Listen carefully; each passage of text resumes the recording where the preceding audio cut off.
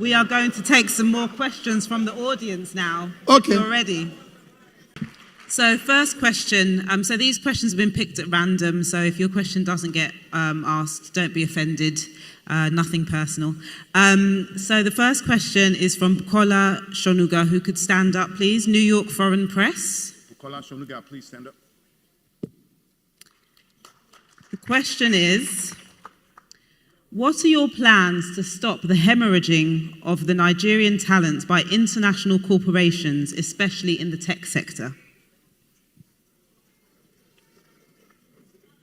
Well, like I said before, there's nothing we can do now to stop them. If anybody tell you we're going to do anything now to stop them, no. Because you can't stop somebody who have a better job somewhere, a better pay somewhere, and tell him to stay where he's paid less, where he has no job, no future, no hope. However, when in the tech sector, today, India is driving the tech sector. What are they doing? It is those who left India that have gone back to invest in that sector. So I can assure you, those who are living today will become our investors in that sector tomorrow. All right, next question. Once again, and we're going to train more people anyway. None? All right. Again, these questions were picked without bias or prejudice, and they were just picked at random. So if your question doesn't get asked, don't worry, you'll win the lottery, okay? All right. This question has no name, but the question, Mr. Obi, is, with over 10 million Nigerians in poverty, what is the plan to create national social service agency and programs? Sorry, with over 10 million Nigerians in poverty. No, it's too low now. Are you sure? No, well, no. If it's 10 million, then we don't have any problem. If it's 10 million, thank you very much. Maybe this was somebody trying to infiltrate the campaign, right? Okay. Propaganda.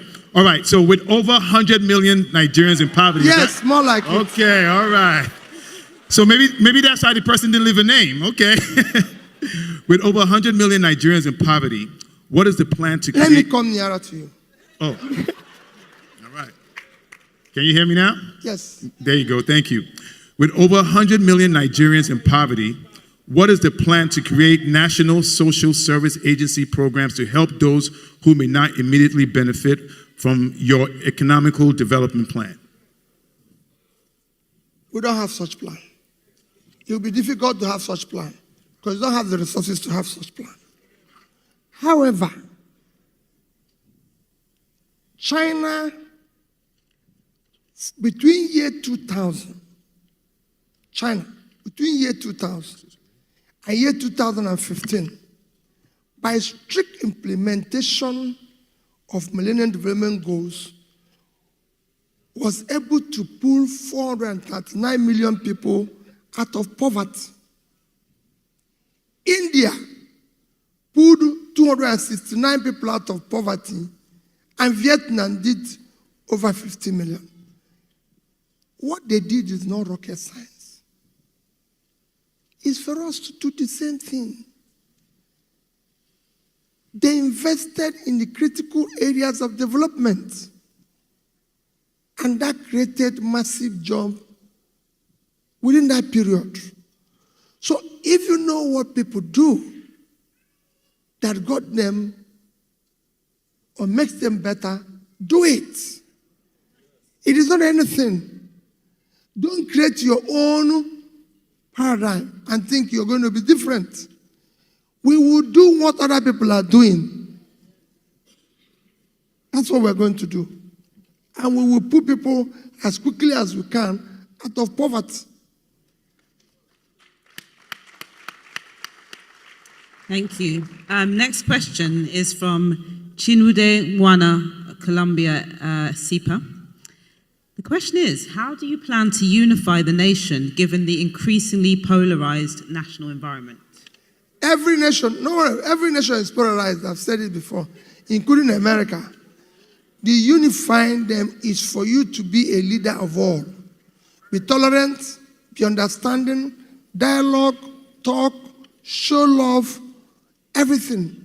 You must, because you're a leader. A leader must be able to bring people together. And I can show you, if there's anywhere you can bring unity and everything, it's in Nigeria. Always make decisions based on justice, be fair to all, explain where there's difficulty, try to talk to the people. Don't just think that you can treat people anyhow and allow and expect them to keep quiet. No.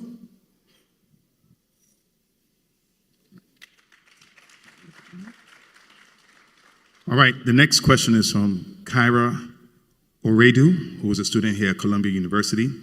And she asks, this past summer I interned at the Lakeshore Center, but also had the opportunity to visit Lagos University Teaching Hospital. And I noticed a huge discrepancy between the private and public institutions with regards to health resources and quality. How do you plan to address this disparity? I answered the issue of health this morning while I was conversing. I said, when I have the opportunity, I will consult. If I tell you I know how to solve every problem here, I'll be telling you a lie. Because like I said before, a leader doesn't know, I don't know everything. But I told them how I solved one health problem while I was governor. They asked me to build a teaching hospital. The University Medical Council closed down the medical school in our state university because we did not have a teaching hospital. And they said we must build a teaching hospital. I said, can I build a teaching hospital in 2 years? They said it's never been done in Nigeria before. I said, let's just give me opportunity.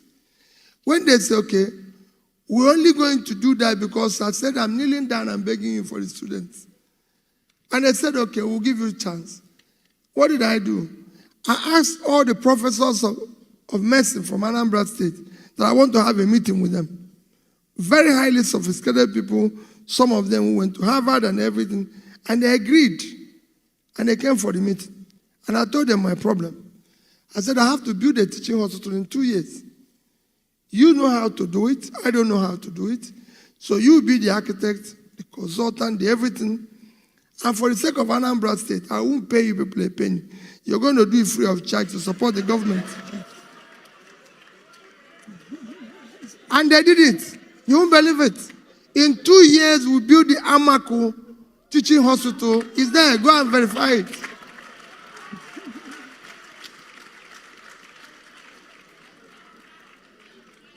So the next question from Fumi is on corruption. Corruption is the biggest problem facing Nigeria. How do you plan to tackle it, not just at the federal level, but at the state and the grassroots level? Well, you know, I've done a lot of work on corruption, and I've said it. You need to deal with the issue of corruption. Corruption kills 3 things a society needs to thrive. Corruption kills entrepreneurship. It kills professionalism. Today we have professors in the university. The professors in university, when I was in university in Nigeria, were world class. That's why I had people like Chinua Achebe coming here to become a renowned professor in Brown University, and so many of them who left. You can't have professors doing research and everything, working hard, when they earn less money than a local government chairman. You can't do that. So these are things we need to fix. It kills hard work. So I know what to do. I promise Nigerians that if I have the opportunity, we will deal with the issue of corruption. I've done it at the level. What I want people to know is that all these things I've done it at a particular level. And the result were clear. I'm only asking for the opportunity to do it for the country.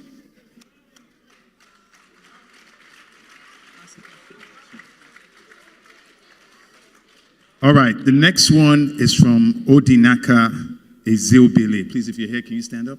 Naka, can we recognize you? She was with Columbia, or he or she is with Columbia SIPA. Are you here? She. Please, let's give her a round of applause. Thank you very much.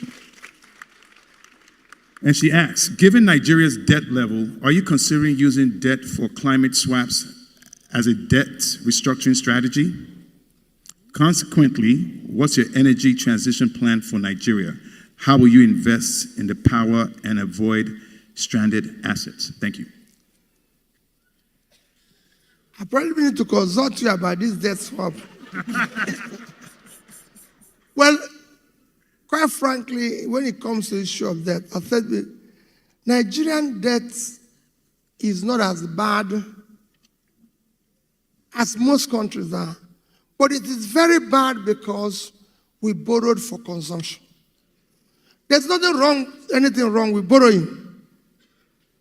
What is wrong about borrowing is what you borrowed it for. If you borrow for consumption, you're in a mess. If you borrow for production and investment, good.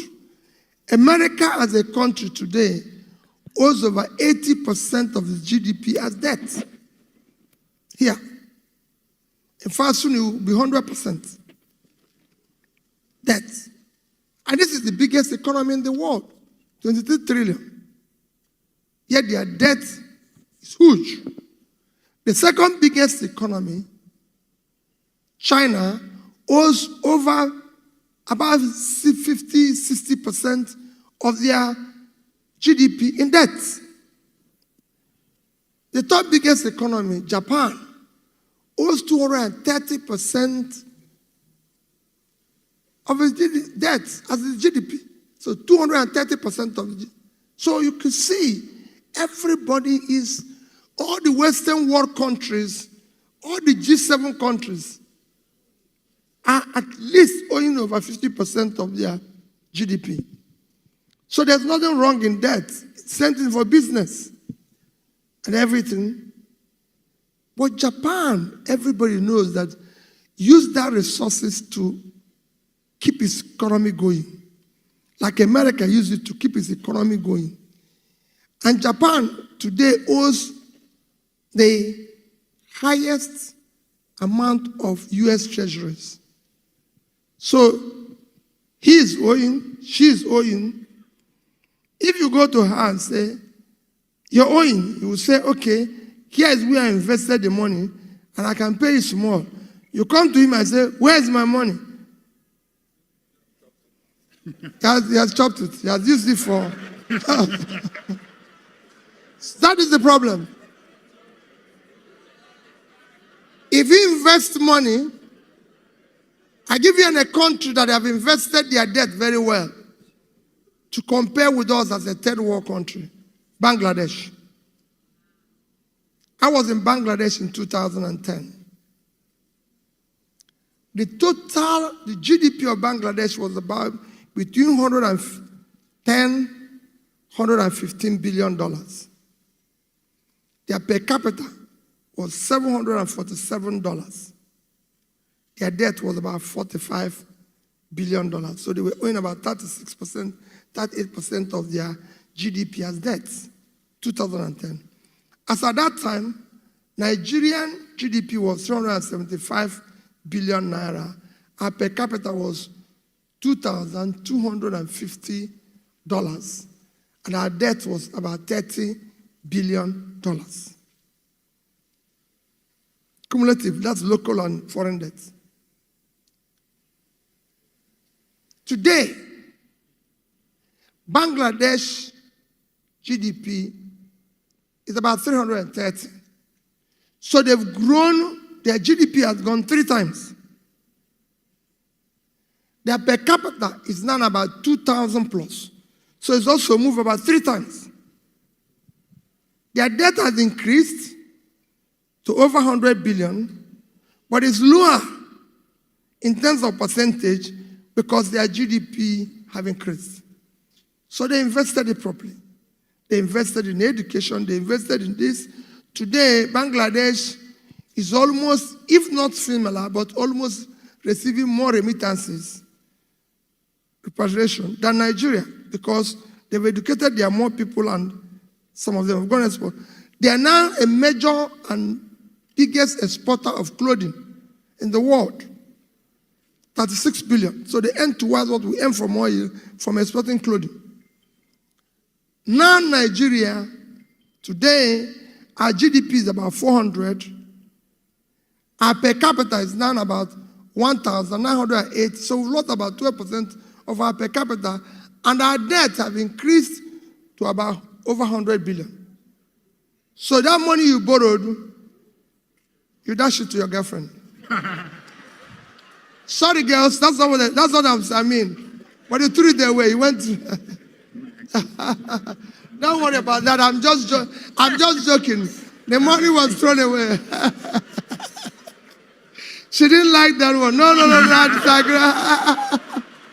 We're in America. We're not in Nigeria. You know why I did this?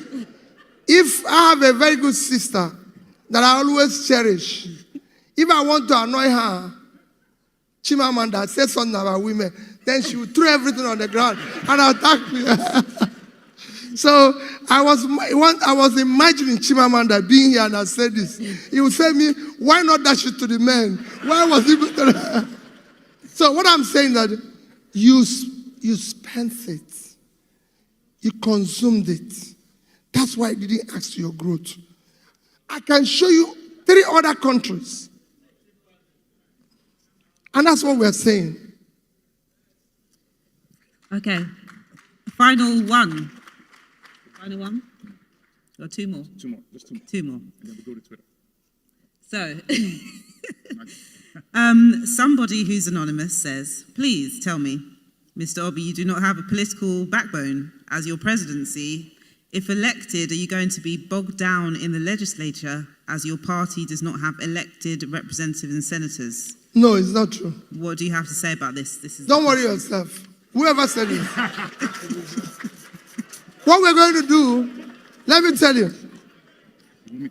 You get bogged down if you're doing the wrong thing. If you're doing the wrong thing, I was elected a governor in Anambra State. In the House of Assembly of Anambra State, I barely have maybe one, if at all, as a member from my party. No senator, no House of Rep member, no local government people came from my party. And I was governor and I succeeded. Once you do the right thing, nobody will know how to deal with you.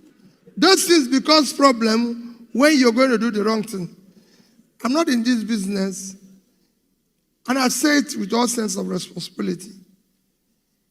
I do prayers 24 hours a day. God, do not allow me to dash the faith of the young ones in Nigeria.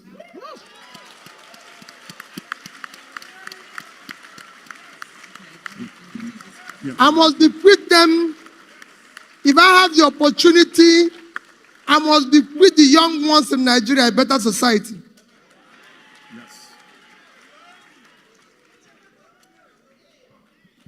No. Thank you. So we have one more question, but unfortunately, it's going to be kind of threefold. So the first one is, what were your fondest memories from your time at Columbia Business School?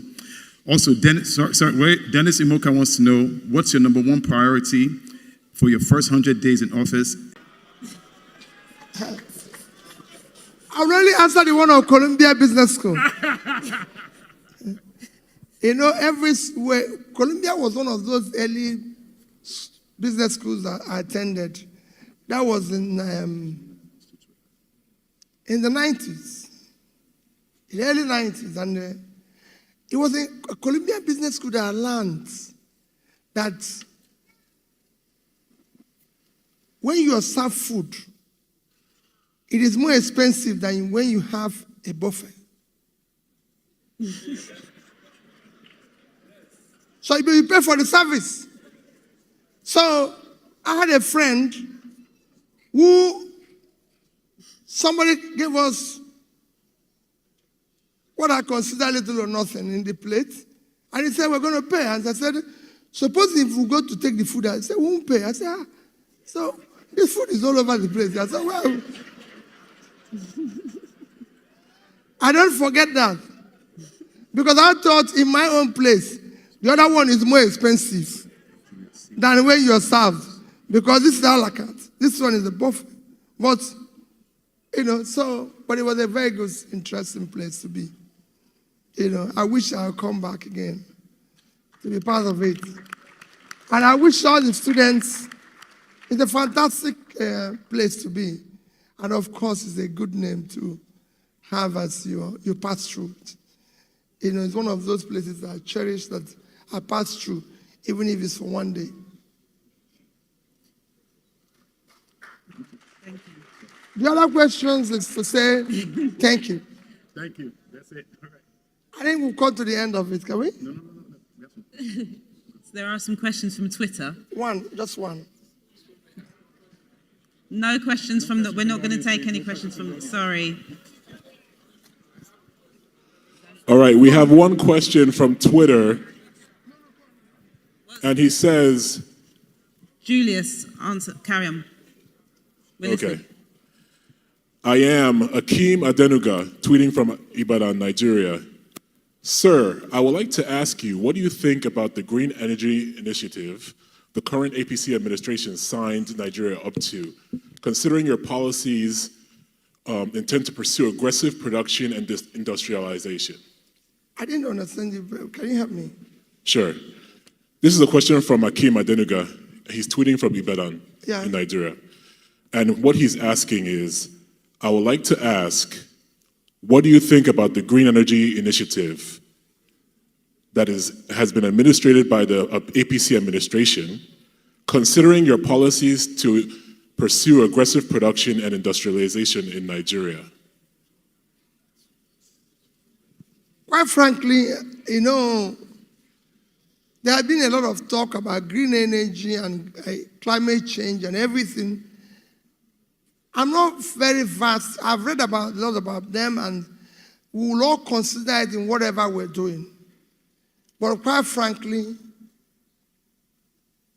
I'm going to be aggressive in other areas than in some of the things that are coming out on the issue of climate change.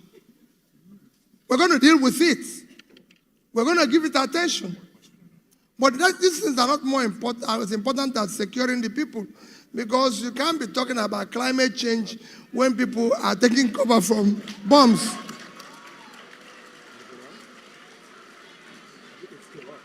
Huh? Huh?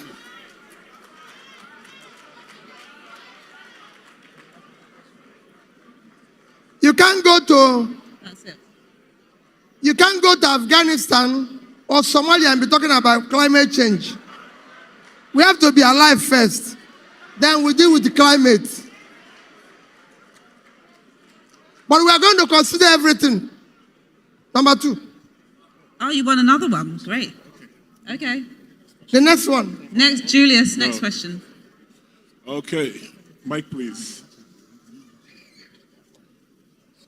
All right, we have one more question from, her name is Bolanle Sobuwale. I'm a British-born Nigerian who lives in the UK. I'm a child protection social worker, and I want to know what your plans are in relation to the safeguarding of vulnerable children in the society. This I can tell you, I will not have one child abuser, one sex offender, one rapist go free. The things I'm going to be aggressive about, and I will not allow one to go free. They must be punished by the law, and the law will be very, very stringent on them. This is not allowed, because it's important for the society. Closing remarks. You have to do the closing remarks. You have to be Now we've dealt with the issue of all the questions. I know there's people here who want desperate to ask. And if you look at it, we've covered virtually everything. I don't think there's still anything remaining. Do you still think there's anything remaining? I'm sure there's not. We have done everything. We will deal with the. You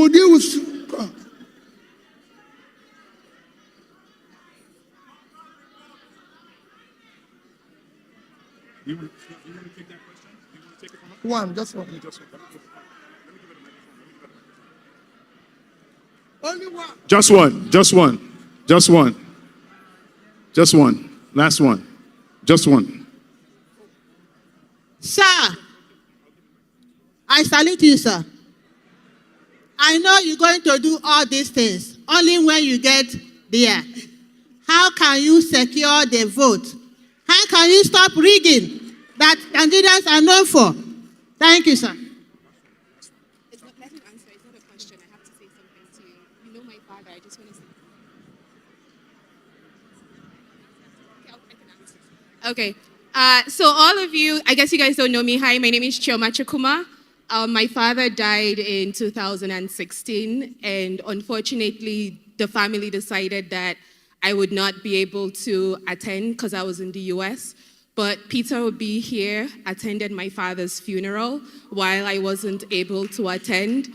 And I just want you to know that my family is very grateful to you. I want to let you know that whether or not you become president, you are our president. I want to let you know that I think Let's bring him over here.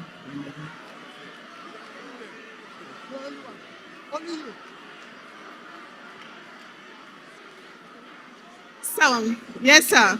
So I want to ask you, sir, because at this moment, we realized in Nigeria about employment oppressions, sir, especially when it happens to the students and people looking for employment. We're talking about people harassed sexually by the directors and people in power. That is why I need you to come up with something to stop this, especially with the training that we give them sexual training certificates. Okay, we have stopped. Okay. Let me assure you people. And that's the last question. Let me assure all that in my concluding remark, I thank my sister that came out to talk about the father. Thank you. But rest assured, these are things I do. And like I said, we all have to care about each other.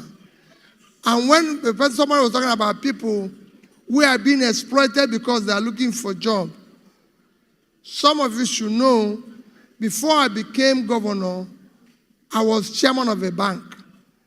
I was a director in two. I was actually a director. I've been a director in about nearly 10 quoted companies.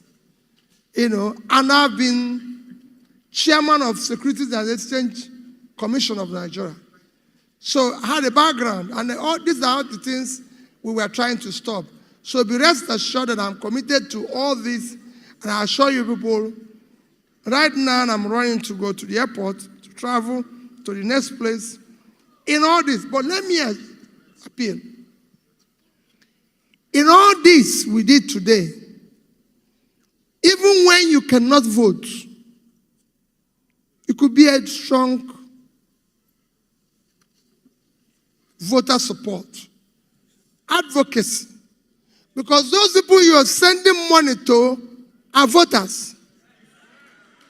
Those people who are not sick that you're sending money to, those your parents that are working hard to be able to pay your school fees, this is the time to tell them that it's something nice will happen. So it is important that you know that you have to do the right things. I'm looking at my sisters there. They didn't tell me they were here. I've got two wonderful sisters there. When you talk about Dora Akunyele, I have two of our daughters there. They are wonderful people. Your mother is my sister.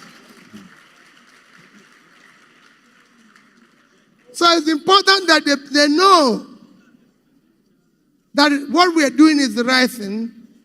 We cannot continue to do this. The country cannot continue to go the way it's going today. We must stop it. Your country is collapsing. It's going down every day.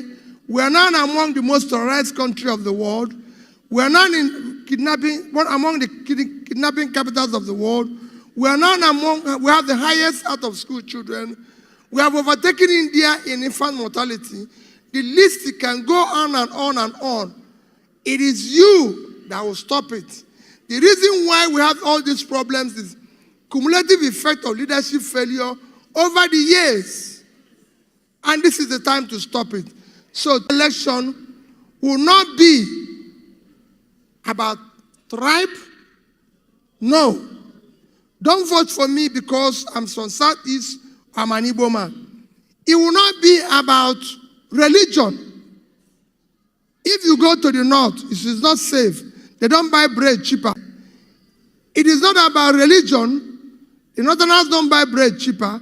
The Muslims or Christians, nobody buys bread cheaper. Nobody have uninterrupted resistance. So it should not be about religion. It should not be about my turn. It's nobody's turn. It's not going to be it's not be about anybody's turn. It's not anybody's turn. So it is not it's not a chieftaincy title.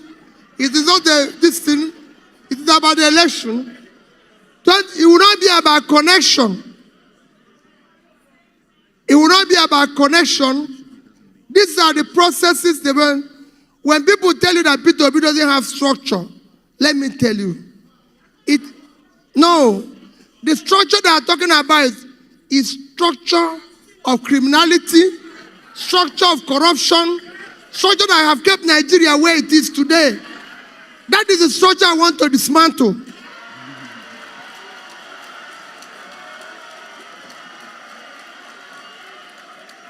It will be about character we can trust, competence, capacity, commitment to do the right thing. Thank you and God bless you.